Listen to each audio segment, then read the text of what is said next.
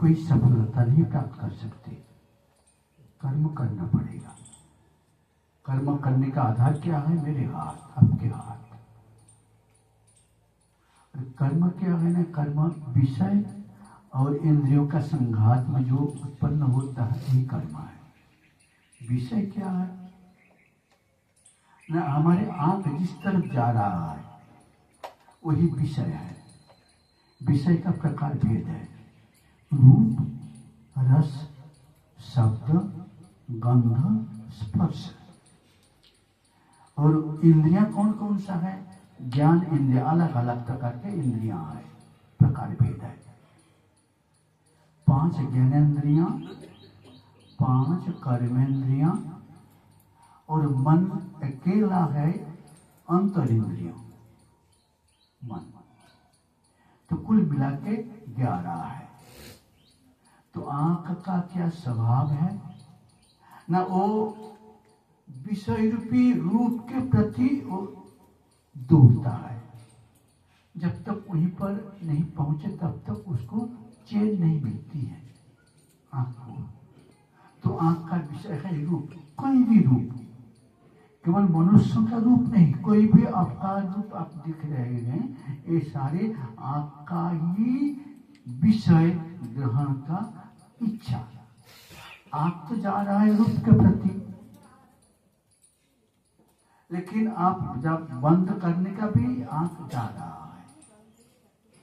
जिसको पसंद कर लिया, मान लीजिए यहाँ पर फूल है, जिसको पसंद कर लिया वही मन रूपी आंख के द्वारा बार बार आपके मन में आके बैठ जाता है, अब हटा नहीं सकते।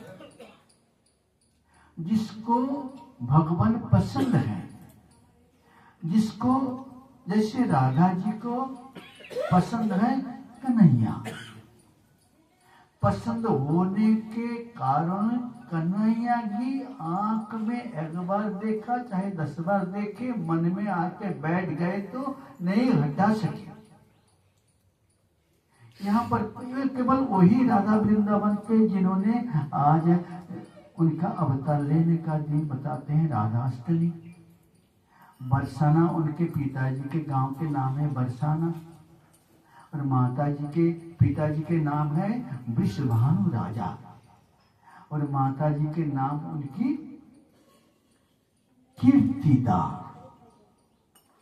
गांव के नाम बरसाना, माता कीर्तिदा, पिता वृषभानु। नाम कितने सुंदर देखिए, वृषभानु। वृष का मतलब क्या है? धर्म। जैसे भोलेनाथ भगवान के सामने वृष है ना, नंदी बाबा कहते हैं, सांड बाबा कहते हैं, नंदी कहते हैं, तरह तरह का उनका नाम होते हुए भी वृष भी उनका एक नाम है। वृष का अर्थ होता है धर्म। और धर्म के ऊपर धर्म को सवारी बना के हमारे भोलेनाथ भगवान भ्रमण करते हैं। ऐसी पार्वती माई का वाहन सवारी कौन है? सिंह। और गणपति बापा का सवारी कौन है? चूहा। इस प्रकार अलग अलग सवारी क्यों बनाया और उसके ऊपर बैठने के लिए क्यों कहा गया? ऐसी गुण आप में हो तो देवं भूत्वा देवं जाजेत। जिस देवता को आप पूजन कर रहे हैं वही देवमय आप बन के और उसी गुण को आश्रय करके आप चले तो आपका काम तमाम हो जाएगा। तो विश्वभानु, भानु मतलब सूर्य भगवान, जैसे सूर्य का प्रकाश है तो वृष भानु राजा का वही ऐसी वो सत्कर्म करते थे, ऐसी पुण्य कर्म करते थे, ऐसी धर्माचरण करते थे जो उसका प्रकाश सूर्य भगवान का प्रकाश जैसे सारा मंडल विश्व भर में भरा हुआ है। और उनकी ही कन्या है राधा जी। राधा जी कोई माँ के पेट से जन्म नहीं लिया था, कन्हैया ने मां की पेट से जन्म नहीं लिया था। आपने सुना होगा श्रीमद् भागवत पुराण प्रभृति में कहा जाता है बंदी बना के रखा गया था। कौन को? देवकी, वसुदेव दोनों को हाथ पैर में बेड़ी लगा के कारागार में जेल में भरा दिया था। तो उनका ऐसी स्थिति है तो वहां पर संतान आने का क्या योजना है? कैसे हो सकता संतान आने का? तो प्रकट हो गए। कैसे प्रकट होना? जैसे आप यहाँ पर बैठे हैं, भगवान वासुदेव का ध्यान कर रहे हैं, दिखता नहीं है, बाहर तो दिखता नहीं है लेकिन सब जगह में है। देखा, आपने आंख बंद करके वास्तविक बाद भी कोई एक ऐसी वस्तु आपके सामने आ गए जो उसको पहचान लिया, वो वासुदेव है। मतलब श्याम श्याम वर्ण है, मधुर मुस्कान है, घुंघराले बाल है, आंख कमल जैसे हैं, नाक सुगड़ हैं, ओठ उनका लालिमा भरा हुआ है, बिंब फल जैसे हैं, और गला कितनी सुंदर है, बलमाला सुबे हुए हैं, नासिका जैसे सरोवर हैं, हाथ उनका केला का पेड़ जैसे है, इतनी सुंदर। जांग उनका केला का जो तना होता है उसी प्रकार है, चरण कितने सुंदर कमल जैसे हैं। इसी प्रकार कोई भी मूर्ति आ जाए तो आपने सुना है वसुदेव ऐसी होती है, तो वसुदेव प्रकट हो गए आपके सामने। कहीं पैदल पैदल नहीं आए, कोई शिवूर से भी नहीं आए, कोई वाहन से भी नहीं आए, प्रकट हो जाए। किस प्रकार? जैसे चंदन अब घिस रहे हैं, चंदन घिसते घिसते पत्थर के ऊपर जल थोड़ा सा डाल दिया, कितनी बसा रहा है, और जिसमें बस नहीं आ रहा है, अरे मुझे ठगा दिया, अरे मुझे ठगा दिया, आप कहेंगे ना बस उसमें नहीं है। कहाँ था? भाई चंदन के भीतर छिपा हुआ था। दही आप मत रहे हैं, दही मत्ते मत्ते दिखता नहीं है, अरे इसमें कैसी मक्खन निकलेगा, कैसी घी निकलेगा? थोड़ी देर के बाद दिखेगा उसके ऊपर तैर रहे हैं। कौन तैर रहे हैं? उसमें छिपा हुआ है। इसी प्रकार हमारे शरीर में भी वही वस्तु है, इसके बाद शरीर में नहीं। वासुदेव, वासु जगत का आत्मा, देव स्वयं प्रकाश, जो स्वयं प्रकाशित हो जाते हैं। कहाँ पर ना जगह प्रकाश होने का कहाँ है? बाहर तो है, बाहर प्रकाशित जब तक है तब तक आपको दिखता है। इसमें प्रकाश कोई वस्तु नहीं है तो जीवित नहीं रहेंगे, सूख जाएंगे। ये में भी, शरीर में भी नहीं रहेंगे तो सूख जाएंगे। यहाँ फोटो दिखाना, ये फोटो में क्या बताया? मानव काया के भीतर एक केंद्र है। जैसे यहाँ का लाइट आपको चाहिए, तो आपने कहा कि भैया वो हम बटन दबा दो, तो कौन बटन? आपने नहीं कहा बटन दबा दो, मैं लाइट जलाऊंगा, पंखा चलाऊंगा। लेकिन जो नहीं जानता है उधर बटन दबा रहा है, तो कितने करोड़ जन्म तक बटन दबाए, जलेगा क्या? कभी नहीं जलेगा। क्यों नहीं जलेगा? नो असली जगह में बटन नहीं दबाया, तो यहाँ के दबा दिया तो इनके साथ जो जहाँ पर है उसी स्थान में भी बटन लाइट जल गई। तो इसी प्रकार अब जहां तहां दबाएंगे नहीं जलेगा, अब यहाँ पर दबाइए जल जाएगा। वहीं पर दबाने का मतलब क्या है? जब आप क्रिया युक्त का अभ्यास करते हैं ना, लिखा हुआ है कूटस्थ, न क्या की जगह लिखा हुआ है, उसमें लिखा हुआ है कूटस्थ, हमारे शरीर में केंद्र है। ऐसे आज का अष्टमी कहते हैं, राधा अष्टमी, जन्माष्टमी, ये अष्टमी अष्टमी अष्टमी कहा जाता है। मतलब क्या है? यम नियम आसन प्राणायाम प्रत्याहार धारणा ध्यान समाधि, ये 8 प्रकार के साधना का मार्ग है। और पहला होता है यम। जम क्या है? शब्द तो यो या और म दोनों, किंतु इसमें 5 खंभ के ऊपर ये यम रूपी प्लेटफॉर्म टिका हुआ है। अहिंसा, सत्य, अस्त्य, ब्रह्मचर्य, अपरिग्रह, उसमें ये भी है ब्रह्मचर्य। ब्रह्मचर्य कहाँ है? बाहर में थोड़ी है, आपके पास ही है। जो इंद्रियां विषय के ऊपर ज्यादा जाता है, विषय और इंद्रियां, हमारे पास 5 आपने नाम सुना है, ज्ञान, चक्षु, कर्ण, नासिका, त्वक, जीवा, 5। और 5 कर्मेंद्रिय कौन सा है ना? हाथ, पैर, हस्त, पद, लिंग, गुज्या, बाक, ये 5 है कर्मेंद्रिय। जैसे आपका जिहा लोभी है, लोभी होने से जो जिसको पसंद करता है, पिछली बार जिसको खूब अच्छा लगा वो भी वो बार बार जाके जहाँ भोजन बना रहे हैं वहां पर ताकते रहते हैं, भैया वही चीज दे देना, बड़ी सुगंध है, पिछले बार देखा था तुमने दिया था, वही सुगंध उसने पहले बार पा लिया, आज भी पाएगा, आगे भी वो वहां पर पहुंचेगा। इसी प्रकार हर एक का, केवल आपका नहीं। अगर उसको खाने के बाद उनका पेट खराब हो गया, वो ध्यान नहीं रहता है, पेट खराब होने का भी ध्यान नहीं रहता, गैस हो जाता है, ध्यान नहीं रहता, उसको खाने के लिए ललचाता रहता है जीवा का। तो उसी को संयम करना, कंट्रोल करना। जब डॉक्टर ने आपको बोल दिया तुम ज्यादा मीठा खाओगे तो 1 साल के भीतर तुम मर जाओगे, मर जाएंगे, थोड़ी थोड़ी खा जाए तो कभी कभी एक एक खा लेना, हफ्ते में एक बार, हफ्ते में पहले तो महीना भर में एक करके खाया था, फिर महीना भर के बाद दो खा रहा है, महीना के बाद 4 खा रहा है, फिर रोज खा रहा है, फिर डॉक्टर के पहुंचता मैं नियम पालन किया था।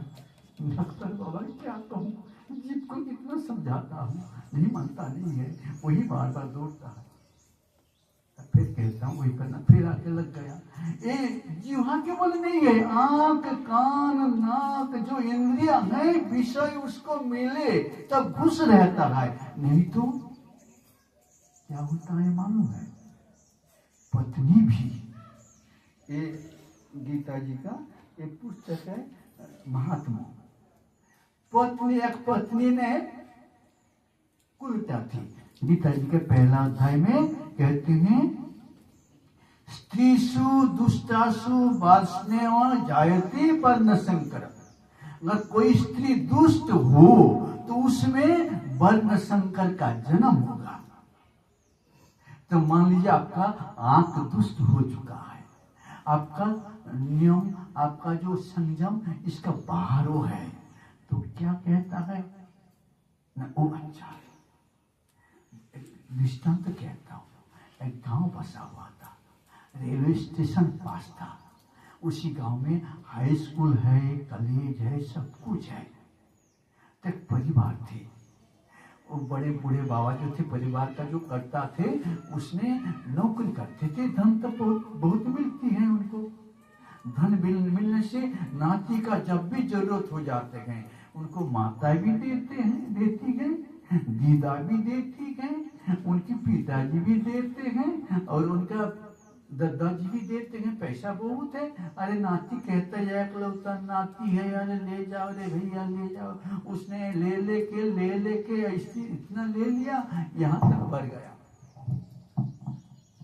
और उसने कॉलेज में पढ़ रहा था, बिल्कुल ये सच घटना है, कहता हूँ आपके सामने, कॉलेज में पढ़ता था, अच्छा प्रेमी भी है, स्कूल में नाम कमाया और नौकरी में भी उनका योजना चल रहा था, नौकरी भी आने वाले हैं।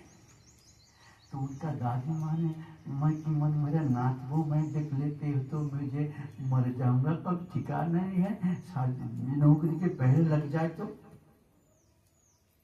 नात वो देख रहे थे, बिल्कुल सच घटना है, देख रहे थे।